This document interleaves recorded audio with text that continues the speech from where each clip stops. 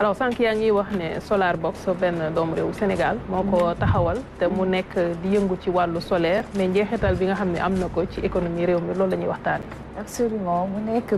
pour la petite anecdote kenn koo xamante ne peut-être il avait marqué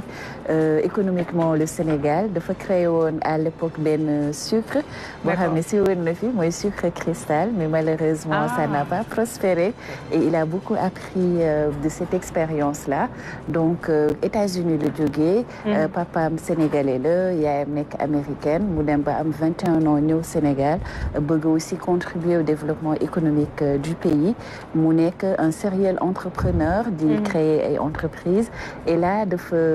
def benn innovation muy Solar Box mu nekk ay conteneurs yu ñu transformé def ko ay tricycle pour le transport avec la mobilité verte def aussi ay moto def aussi ay li nga xamante ne mooy véhicule électrique loo xamante ne dañ ko créer fii au Sénégal pour mën a contribuer à la réduction de la facture énergétique ci suñu waxtaan wax na njëriñ bu am solo boo xamante ne solaire am na ko par exemple au niveau des factures d'électricité on paie beaucoup d'argent par rapport ak aussi entreprises yi alors que le solaire mën na indi li nga xamante ne mooy solution bien que les investissements de départ mën na nekk lu xaw a lourd léegi aussi par rapport même à la Sénélec li nga xamante ne mooy utilisation du solaire bu ñuy def le coût bu mu leen di indil en termes d'investissement pour le solaire je pense qu'il était allé vers les 30 et quelques francs CFA la wax alors que lu ñuy jaayee électricité bi dafa cher léegi loolu lu ko waral mooy à côté des infrastructures solaires de la Sénélec il y a aussi d'autres infrastructures yoo xamante ne c'est les infrastructures classiques yoo xamante ne ça coûte beaucoup plus cher looloo indi le coût de l'électricité xaw a yokku alors que bu ñu defoon investissement solaire généralisé chacun pourrait y trouver son compte par rapport aux véhicules électriques également ak les véhicules solaires je lui ai demandé su fekkente ne le coût de l'électricité est déjà cher nga war a brancher sa auto si électricité bi donc ni nga doon daw ci cherté du carburant peut-être avec la cherté de l'électricité di nga ko sentir mais il m'a démontré que ne loolu noonu au contraire c'est beaucoup moins cher que bu fekkente ne da nga dem à la pompe nee na par exemple quand il branche moom les véhicules qu'il a de façon solaire su ko jëlee en termes d'impact sur la facture à peu près ça lui fait 3000 francs pour recharger alors que bu fekkee dafa dem à la pompe ça lui fait 12 000 francs donc ça c'est des exemples qu'il a donnés pour montrer l'importance de faire cette transition vers l'électricité et aussi vers le solaire me permettre leen rek ngeen déglu ko un peu avant ñu ñëwaat continuer suñu xoolee suñu ay économie que ça soit le Sénégal wala si sur région lépp problème majeur bi mooy un problème de l'énergie. Sénégal mooy troisième producteur ensoleillement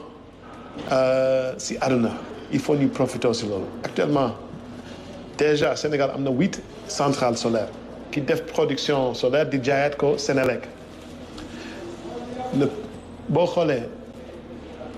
le rapport annuel de la Sénélec en 2022 on se rend compte que centrale solaire coût de revient bi 36 francs la.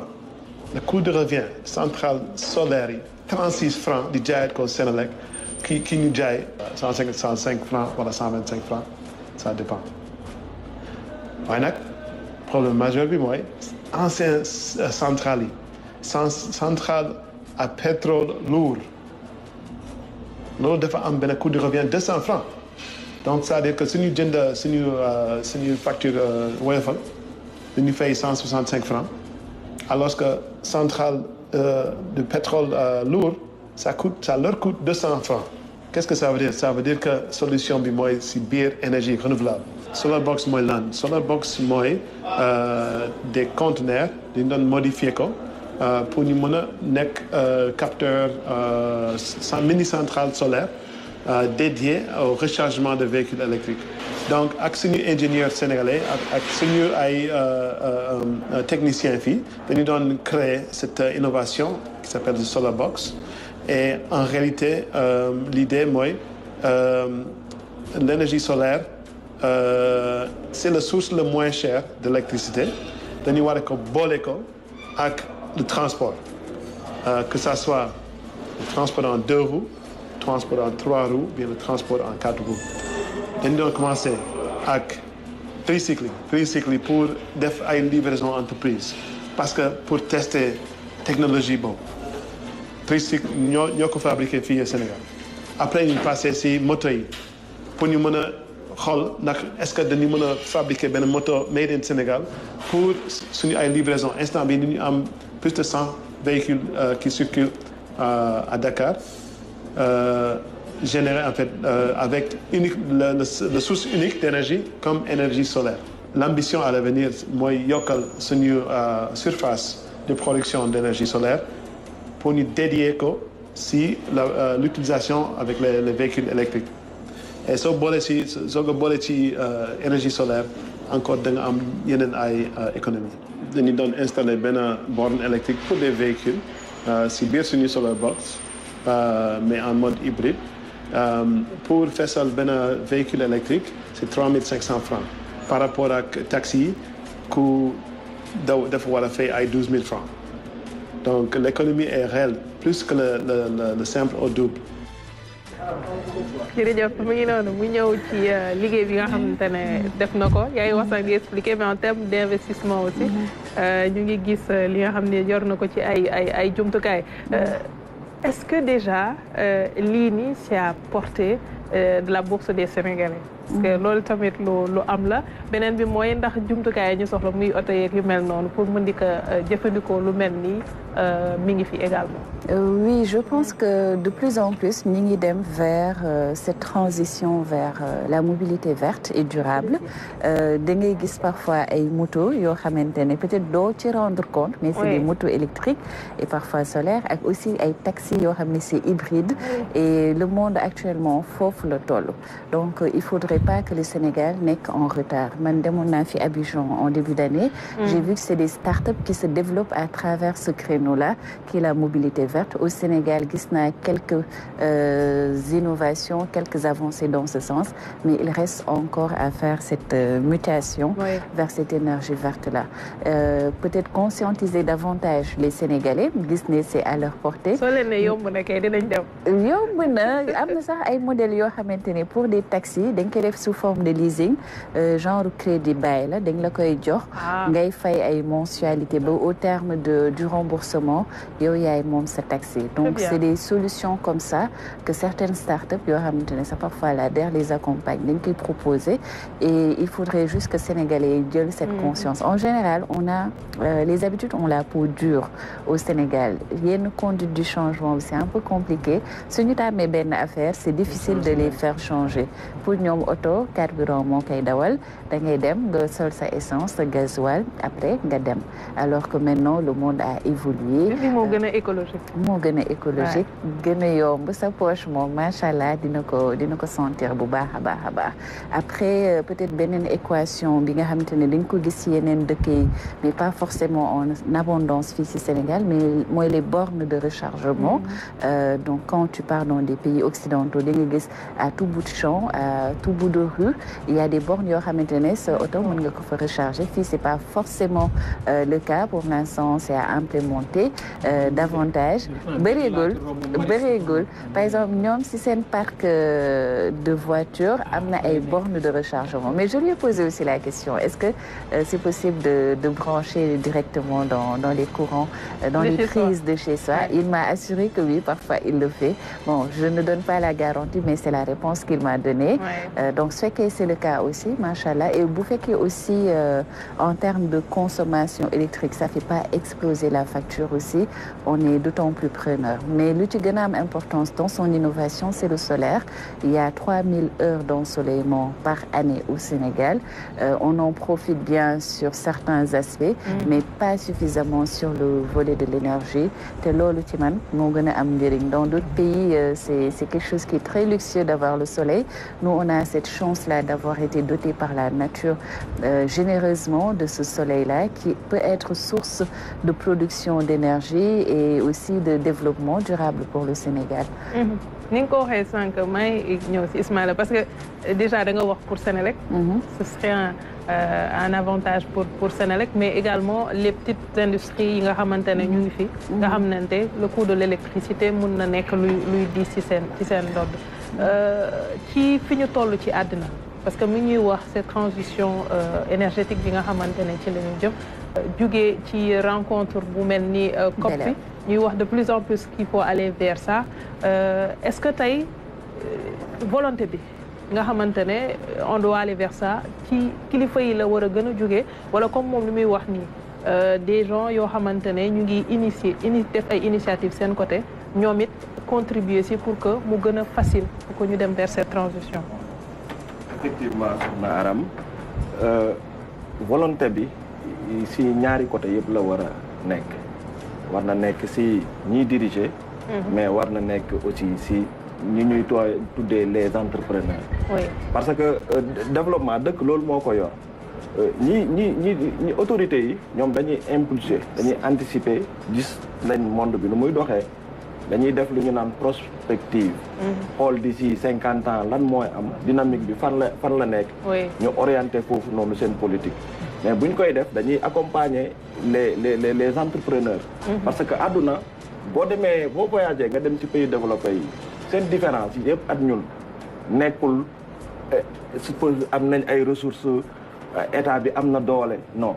nit yi si seen bopp ñoo am doole c'est-à-dire ils sont devenus des entrepreneurs. entrepreneurs yooyu ñoo créé yi ngay gis yi ñuy utiliser fii yëpp ay iPhone ay Apple nga gis Samsung. yooyu yëpp du état ay nit yu am ay idée la comme kii ni mu ko amee. am ay idée innové développement mënul am sans innovation. technologie bi li tax mu évoluer yëpp ay innovation la donc ñun suñu réew war nañ fexe ñu inciter nit yi ci innovation gouvernement bi day inciter teg ay accompagnement maintenant bu tegee accompagnement yi ku mel ni Tidiane mi idée bii mu am dañ ko war a accompagner mu implémenter ko ci dëkk bi mais ci nan lañ koy accompagner mooy ñu faciliter ko démarche yi APIX am na nouveau code des investissements am na matériaux yoo xam ne tey bu koy andi du fay ay droits de douane am na jëm ci batterie yeeg ñoom luñ teg lu bari loo xam ne moom dina mën a ñëw facilement teg ko fii te lii dafa am solo parce que tey jii ñun on a les ressources am nañ jant bi bari na par rapport ak tubaab yi am nañ loolu noonu comme am nañ loolu nag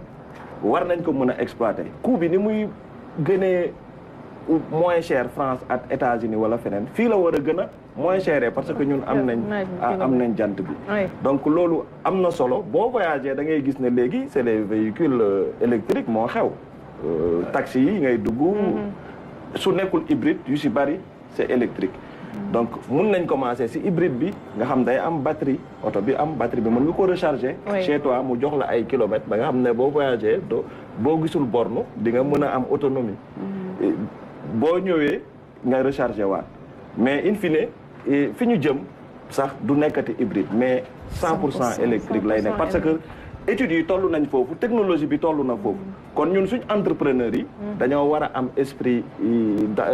d'entreprendre mooy lan mooy nga toog di réfléchir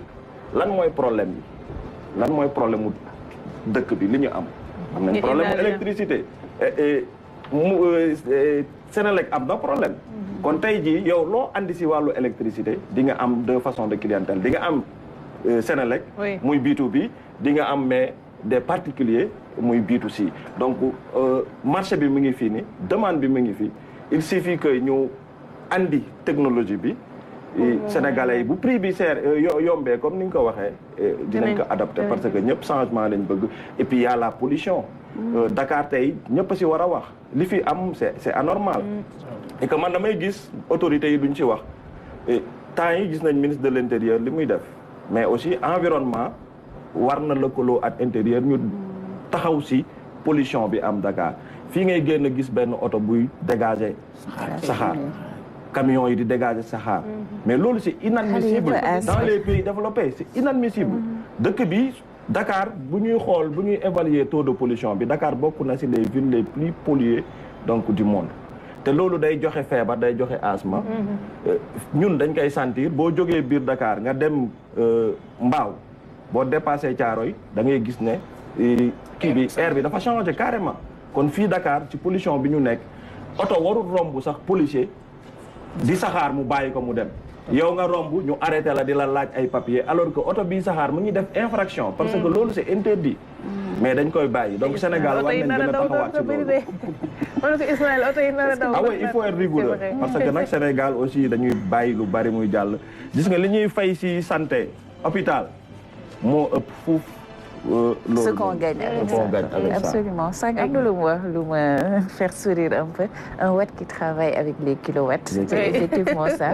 Tur wuy na borom donc Tidiane su fekkente ne dafa jël la voie là je pense que c'était une voie tout tracée boo xamante ne mi ngi ciy jéem a tirer son épingle du jeu franchement. Merci beaucoup Ramatoulaye jërëjëf ñu ngi lay gërëm bu baax ñu dem ci sa